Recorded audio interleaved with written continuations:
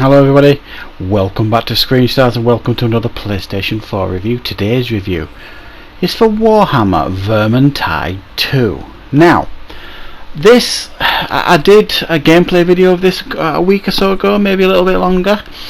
This is a game that I've been looking at for quite some time. I am a fan of the Warhammer, I don't know how to describe it really, game stroke universe, but previously I'm more of a fan of the 40k universe rather than the fantasy universe. So I've played quite a lot of the Space Hulk type games, that Space Hulk Tactics and some of them strategy games. I've stayed away from this one, and I haven't played Vermintide, the first one. I've only played this one, so I can't comment on how it follows on from the first one at all.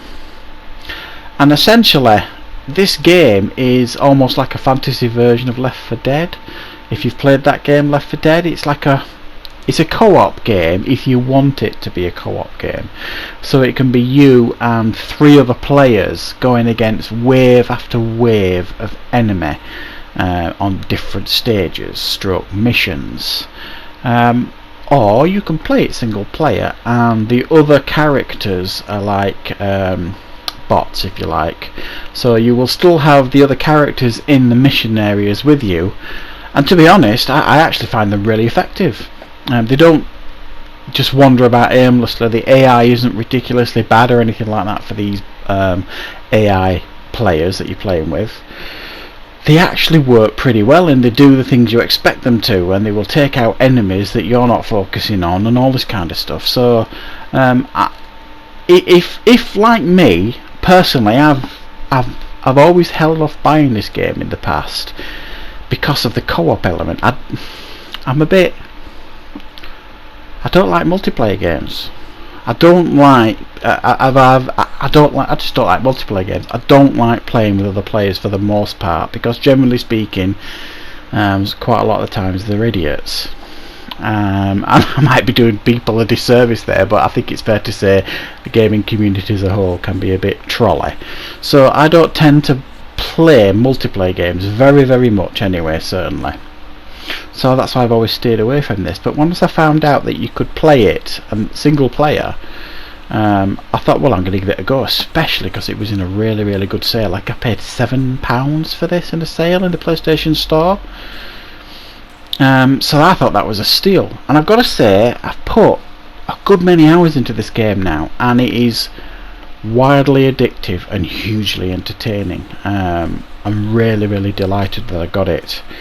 It's way over the top, but it's incredibly fun to play. And essentially, you start the game, and you're one of a series of heroes. You can choose who you want to be, pretty much, as the game after the intro of the game, and you've got the choice of, is it 4 or 5 different warriors?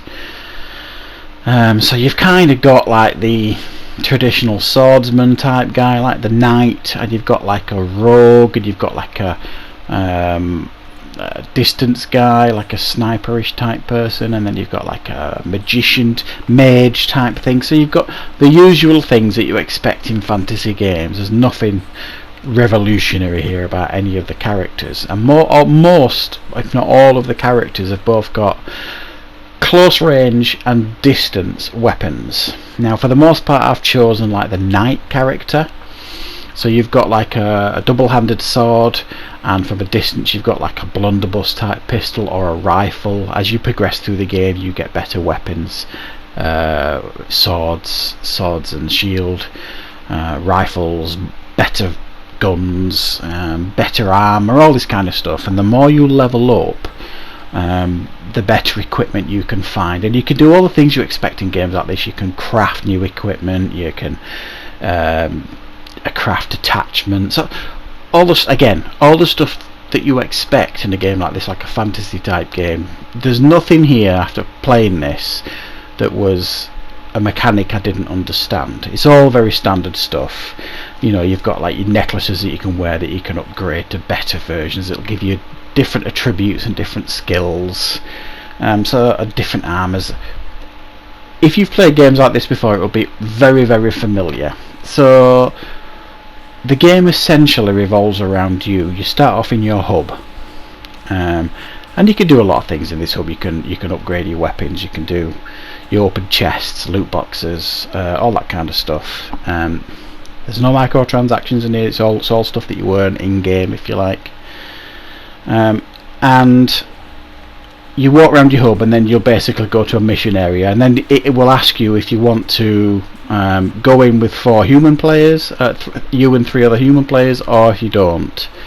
And if you don't, your mission will go in and you'll start, and you'll have like 3 AI companions, and it'll be a different environment each time.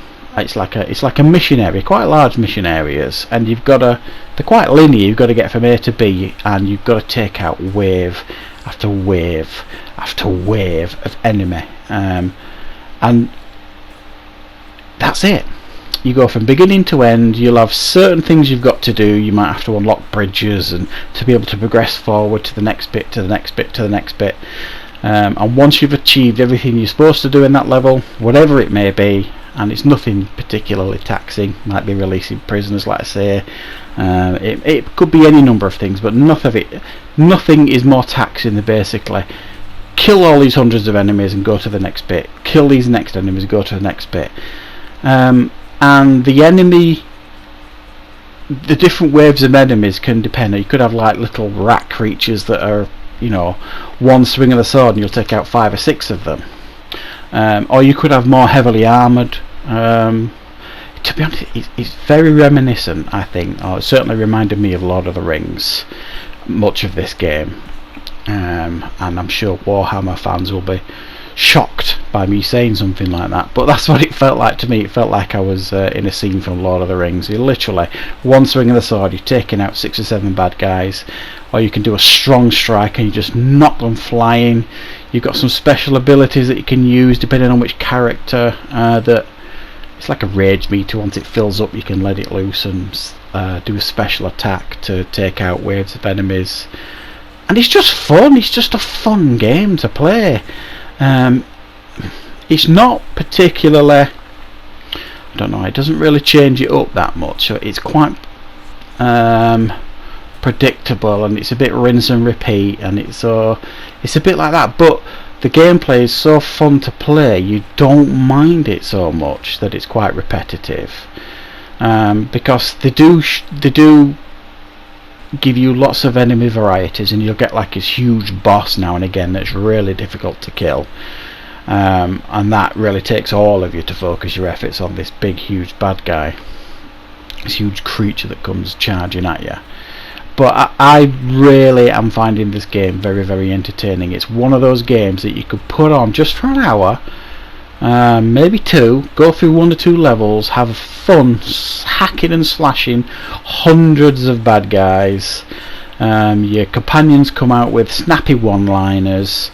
You feel like you've accomplished something. You'll get a couple of trophies, and then you can shut it down for the day, come back in a couple of days, do another level or 2. Same thing, rinse and repeat, and it's almost therapeutic, to be honest. The game as well, I think, looks absolutely beautiful. I mean, all the environments look really, really nice. They've tried to make everything feel and look different. You could be in a forest one level, you could be on a castle the next. So the level design, I think, is clever. It doesn't hold your hand particularly. You've got to find your way through these levels. It's not like big green arrows pointing, telling you where to go, so you've got to use your brains a bit, but it's not hard to figure it out. There's nothing in this game hard to figure out, to be honest, and it's a game I'm having a lot of fun with, and I do recommend, if you haven't played this game, definitely pick it up in a sale. I'm going to give it an 8 out of 10. It's a fun game to play if you just want to pick up and play a game. It's one of those, and I must admit, I'm enjoying my time in this game. So that is my review for Warhammer Vermintide 2, and I hope you enjoyed it.